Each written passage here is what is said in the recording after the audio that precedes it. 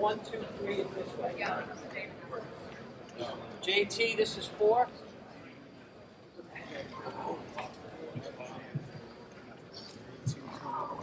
45 is Ashley. Welcome. Oh yeah, morning, y'all. Morning. Yeah. What's going on? Hey JT, have you met with the Las Vegas Raiders yet? No, sir. What would it mean if you got to face the Chip Kelly offense again in practice if you were to be drafted by that team? Yeah, it was fun. I mean, going against him in practice, he really tested our defense a lot. All the creativity he does. So just having him, just going against him, having that year to go against him, I mean, it's blessed. That's a great mind right there. Good chance to hang with Jack. Oh yeah, no doubt. That's my roommate still. So the two of you together again. Yeah, I think they messed up right there. That's my brother. Yeah. So you got a plan for how to go through this and stuff, and just your best bud there, kind of hanging with you to talk it through. Yeah.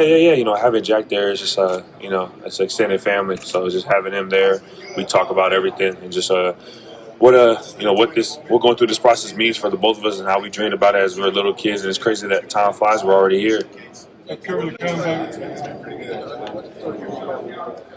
I mean, Tyleek, the way he moves, he's light on his feet. If you see him, you wouldn't think that, but when you see him move, it's just unreal. He's a freak of nature. He moves as if he's 250. But man, that's a man amongst kids right there. Is there a friendly competition between you and Jack as you get drafted first? I don't know. No, I don't think I would say so. I think we just continue to pray, trust in the Lord's plan for the both of us, and just understand, wherever we go, wherever number we go, that's where the God wants us to be, and all we can do is just control right now and control everything in our control, and just continue to trust in Him and just root each other on. You had a really long season, and then you had a very short recovery time before you could start training for this. How did that impact you? Because you had to get your rest too.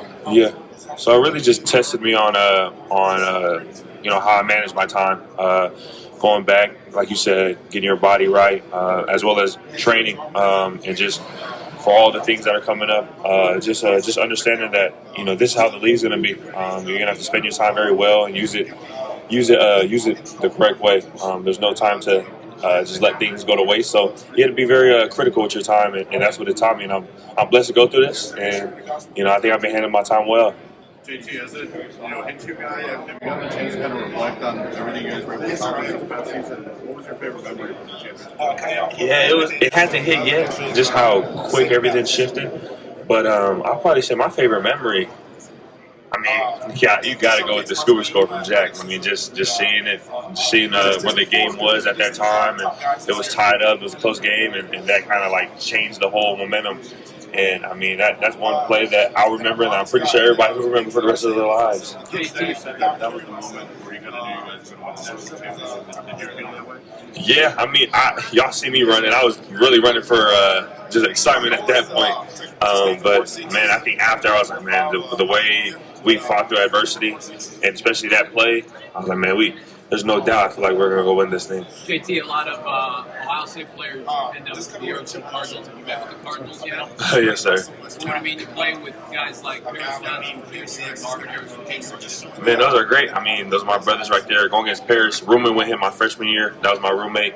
And just all the, countless battles we had and practice and just helping each other. What he did on this play, what I did on this play, and just continue to give each other those tips and coaching points. It'll be great to continue to go against him and just get each other better. And then Marvin, I know I can't go out there and guard him and give him some competition, but it'll be cool to play for both of those guys and with both of those guys. JT, you're in the market for an edge rusher, and they are looking at a guy like you with your skill set. Have you talked to them yet, and what would it mean to pair with somebody like Aiden Hutchinson? I haven't talked to the end, but man, it'll be a blessing, especially go against playing alongside of him. Even though we're in the league, that's where we can kind of put it. Once we become teammates, we kind of put the rivalry to rest, but it's still in the back pocket. But just to play with him and the group of guys they have over there, I feel like they have a great, strong foundation. Their team is just very close, and they play hard for one another. And I feel like that's kind of how Ohio State was, just playing hard for one another and just putting all the selfishness aside and playing selfless football. JT, Ohio State loses all 4 of their starting defensive linemen from last year.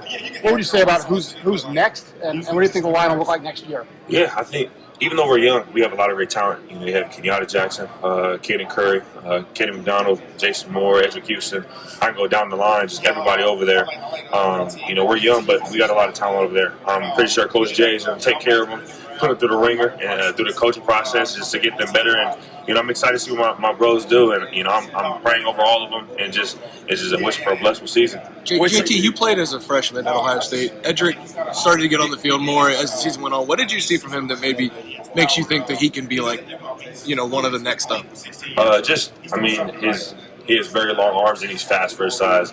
I think he ran track in high school for a little bit, so, you know, someone to move that fast and run that fast at his size and have that type of get off, I mean, you know, once he puts this together, man, it's going to be scary. Some time now since the national championship. How do you frame the Michigan loss and what you guys were able to do after that? Yeah, that was just I'll say it was a time we hit rock bottom for a little bit. We really had to decide, you know, we really had to lean on our faith, on our brotherhood and what we stand for. It could have been so easy for us to just spiral and separate. I think once we come together, we regroup and understood what was still ahead of us. I mean, it was all gas right there. JT, what was the most pivotal moment of the season for the team? I'd probably say that the team in North. I mean, after we lost, it was just that was something we all came back for. And after that loss, it really hit us deep. It was like a dagger. But we had to understand, like, hey, we can come back, regroup, and still go have a chance to win a national championship, or, you know, we just go in and lay an egg against Tennessee. So we regrouped and stayed together, stayed as one, and stayed trusting in the Lord, and just came out and did what we had to do. JT, what part of your game? Yeah. Okay. How realistic was it? It was always a dream of mine. I thought I had a little bit more time, but since you said it, what was it, like 6? Yeah, now I'm here. So it was just I felt all the prayers just slowly unfolding, all the you know, the dreams are slowly unfolding, and, you know, I'm just continuing to trust in the Lord and not lean on my own understanding, and just continue to lean on Him and for everything I do. I caught the bus. I caught the morning bus. Yes, sir. Around 4:55. You know, shout out to my grandparents and parents for when I didn't wake up to my alarm, they woke me up. So.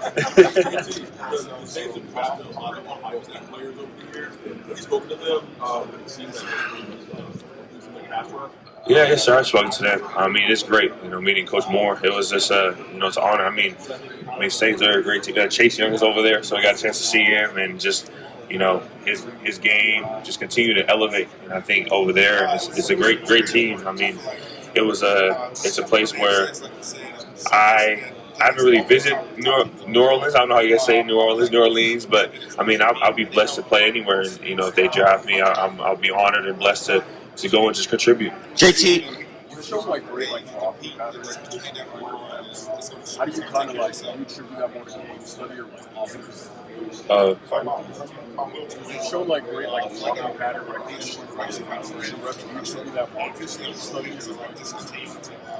say both. I think just throughout the week, watching film, understanding the little things that the offensive lineman might do, and then when you get out there, you know, you're going to try to remember all the little tips you learn, but I think at the same time, it's just having a couple of those in the back pocket and just reacting and not really thinking and just go and play ball.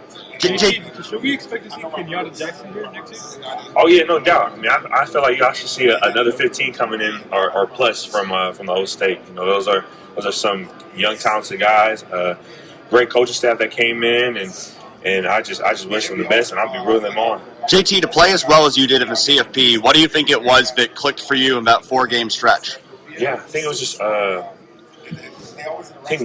letting everything go as a whole. It wasn't just me, just feeding off of all of our boys, everybody, the silver bullets, just feeding off of each other, and just going out and playing hard for one another, and understand, like, hey, you know, we have nothing to lose, or there's a lot on line, but let's not make it a lot of pressure. Let's go and enjoy and have fun and play ball like we ought to.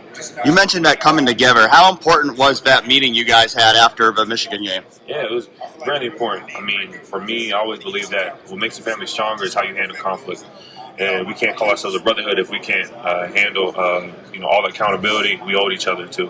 So I think just having that moment, and then having a team prayer right after that, it just spoke volume to what we stood for, and that we're standing and representing something that's bigger than us in football. JT, aside from your skill set, what do you feel that you add value-wise to the locker room? Yeah, just for me off the field, I just love to connect with with whoever, whether it's an older guy, younger guy, just being able to connect with them on a personal level, hosting cookouts. And I know we see all these rookie dinners. Hopefully I can do a little barbecue, and we don't go to expensive restaurant, but if that's what it is, then that's what we have to do. But just being able to understand who they are behind football, and what makes them them, so I can get on just connect with them on a more personal level. JT, who are some of the pass rushers in the league that you watch and play the game after? Yeah, I had 3 in mind. Frank Clark. I wish I can hold this. I'm trying to figure out the correct way. I'm gonna just hold it. The three, Frank Clark, Joey Bosa, and Rashawn Gary are the 3 that I really model my game after. Big ends, but they just move as if you wouldn't think they're all 260, 265 plus. And just seeing how they rush, how they use power to set up a lot of their stuff, and just how they stayed on the rush lane was a couple things that I wanted to take from the game and add it to me. Yeah, a little bit, and then also a lot when he was at Kansas City. And then their longevity. I mean, big ends like that, that just speaks volume. Whatever routine they're doing behind the scenes to keep their body right, keep their body in shape. That was something I had to take hold of too. Just finding a routine that worked for me, and getting my body right for each and every game. The physical play seemed to really define the college football playoff. Physical play. What did that tenet mean for you guys going forward? Because it seemed like each game you were the most physical team. Yeah, it was. Coach kept talking about, Coach Johnson, that whatever we have in mind, whatever goal we have in mind, it has to run through the D line. We feel like the game is running one of the trenches, and whoever was a better trench team. In my eyes, I feel like that's who was going to win, and I think our motto was like, "Hey, let's go be the most hardest playing, toughest playing, and most physical team out there."